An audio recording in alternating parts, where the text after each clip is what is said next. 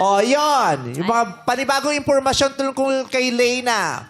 Pasok ba or hindi pasok? Ikabababa o ikaakyat? Mga hakbangers, akyat o baba?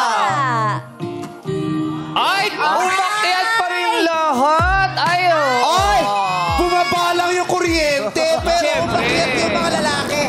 Kasi tuloy-tuloy Sa talaga. puntong ito ng programa ay talaga namang ipapakita natin kung kukonect sila sa isa't isa kahit wala po silang mga nakikita.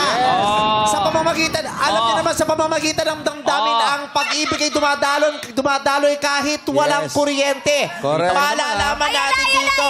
At dahil party-party tayo. Yeah! Yeah, nakita niyo ba? Nakita niyo mga madlang people lang. Ano talaga, oh. Nag-ilaw talaga ang madlang people. Yes, bayanihan tayo dito. Siyempre, At ang support. nakakaloka nung nawala ng ilaw si Leyna, sumili.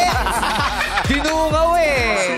Leyna, nakita ko eh. Binuksan mo yung pita, sumilip ka. Nakita ko nga si Ed, naramdaman ko gumanon eh. Ang bilis At eh. eto ang catch na wala ng ilaw. Si Jeremy at saka si PJ. Ano ginawa? Nag-kiss. Mabilis lang naman ah. Sabi ni Jeremy kay PJ, laway conscious ka ba?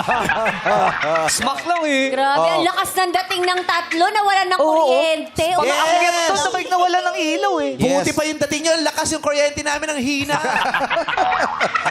Oh, Okay. at least alam ng madlang people, live tayo. Yes, Live tayo.